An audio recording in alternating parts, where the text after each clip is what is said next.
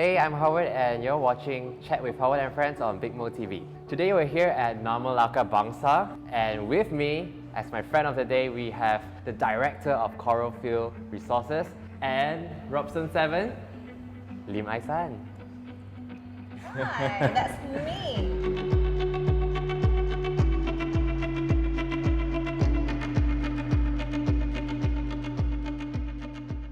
Hi Ai San. Hi, good morning. Good morning. How's your day? Don't you look a little brighter now that you're here? Nah. Well, it's sweeter also because we have like a table full of desserts here. So let's go through it one by one. So here we have the lemon. It's made out of full lemons. Alright, so this is Mont Blanc and it sounds fancy Okay. because it's made out of a very fancy ingredient. Alright. Chestnut. Oh, okay. Alright, so let's cut this too. Chestnut.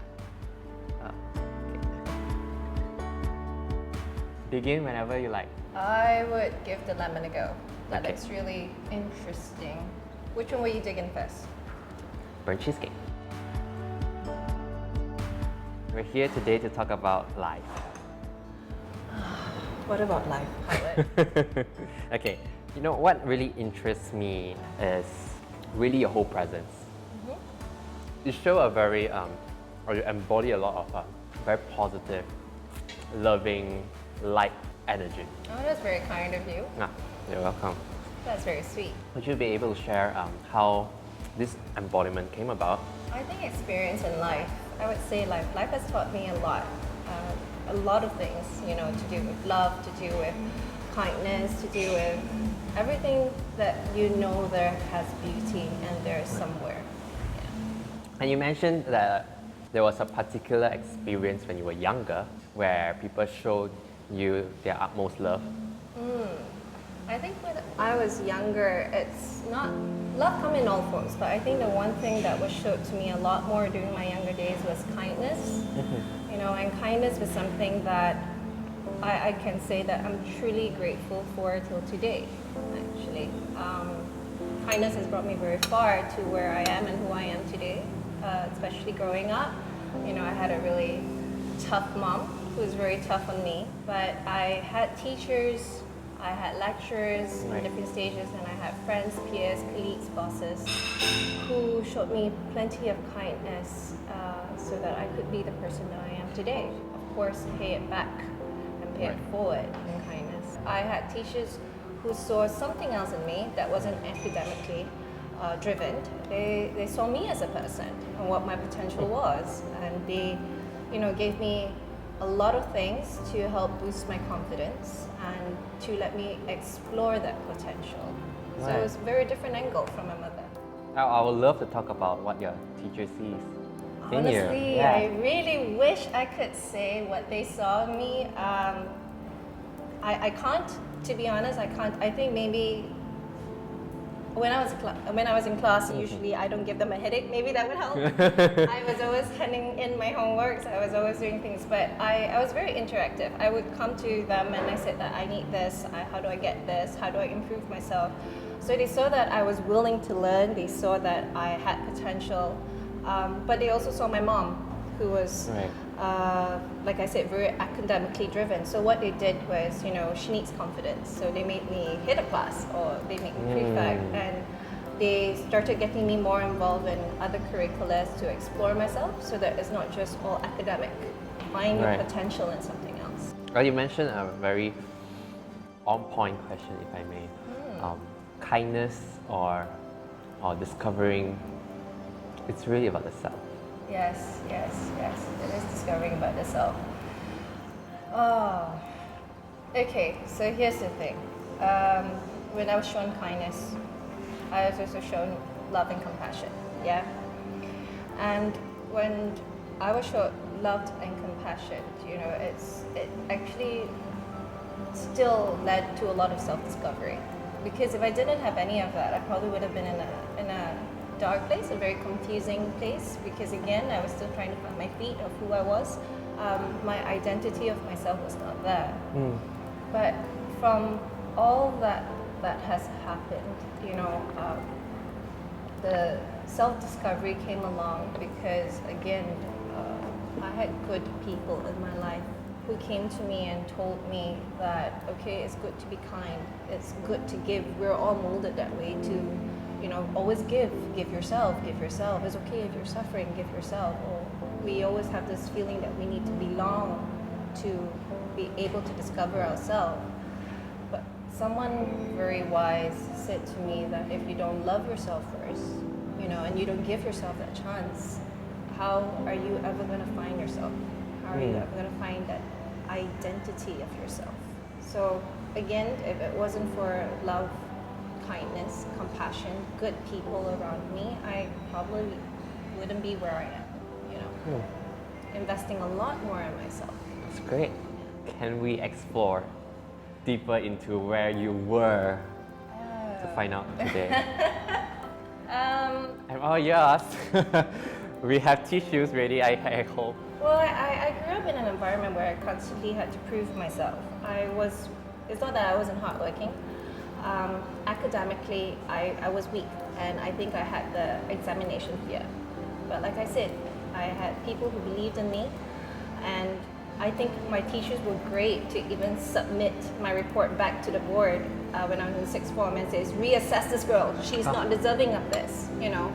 And they came to me and they said, we're going to do this for you because you need to believe in yourself. And talking about it, it's just... But what did that mean to you? It meant a lot because it was a start. Truly, it was a start. Now, if it wasn't for that, I probably would have, you know, not seen... Oh God, I'm in tears now. Excuse me. It meant a lot more because growing up, when you were a child, you saw and identified kindness. But as you keep growing, you know, when you're a teenager and you're alone, to have kindness shown upon you by someone who believed in you, that is, you know, you can't repay it. You just can't repay that person. You just remember it, and the only thing you want to do is pay it forward, if possible. And I think I have whoever that's watching over me has been sending me good people, because even when I went to work, you know, I came from a very privileged background that I had people who just didn't want to have anything to do with me. They didn't want to invest their time in me. They just says, oh, you know, her father is so and so, you know, let's not bother. But again, I had peers and colleagues who were like, no, she's more than that. You know, they took me under their wing, they groomed me, and again, they helped me discover my potential. And along the way after that, I was still in a place where I was still not happy. But that was because I always felt like, okay, I have all this, but who am I? Right. Where am I? And the self-discovery came when I decided to do something a little bit more soul-searching. And through that soul-searching, I met many wonderful people who saw beauty in me. I would say that. They started telling me and saying that, you know, if you don't change yourself, you don't start investing in yourself, you don't start loving in yourself, people can see it. And whatever you put forward out there, people can see that it doesn't come from a place of love or passion or you. Right. So it was then there that I wanted to go on a journey of competing less with myself, but accepting more of myself.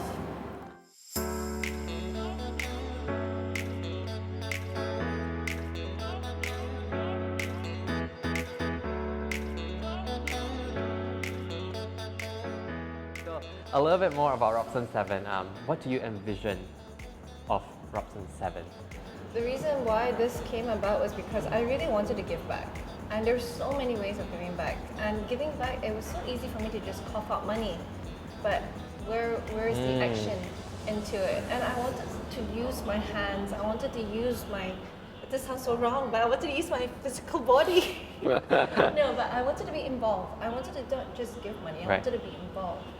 And from there, that's why I decided when we had our space, I said, why not just make it into a community space? I wanted to be a space where it's safe. Right. You know, I wanted the space to be affordable. I wanted it to give people a place to come and gather and do activities that has to do with giving back. Right. Let's try to make it environmental. Let's try to make it pet friendly. Let's try to get people who wants to start something but are afraid or couldn't rent a space because it was expensive, don't stop them. Don't stop their dreams. This is a platform. Give them that platform.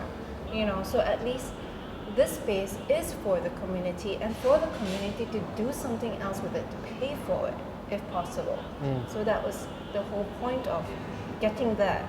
So now that the space is there, what next? Work with people, work with organizations. Even if they can't pay, I'll be like, what can you give? If you can't, it's okay. Let's work something out. Let's make this into a working relationship where we could actually get this further and we could help everyone. That was the whole point, really. And of course, giving faces like yourself a thank you. platform, to give talks, to do workshops, to encourage new entrepreneurs to come up. There's not enough. Right. So why not do that in a safe environment? Right, and if you're looking for this environment and this space, it's at ROBSON7. Alright, so, first and foremost, thank you so much for having this chat with me today. And yeah, and I'm sure all of you who are watching this, you have learned at least a thing or two. There are a lot of learnings shared today, or to be learned from today. Yes, for everyone, including myself. Yes, myself even. So do share with us what you learned from this chat we have today. Oh no, that's scary. So thank you for watching, and thank you again to Namelaka for hosting us today. Thank you, Ai San, and check out ROBSON7, and we'll see you there. Yes, thank you, Howard. See you in the next one.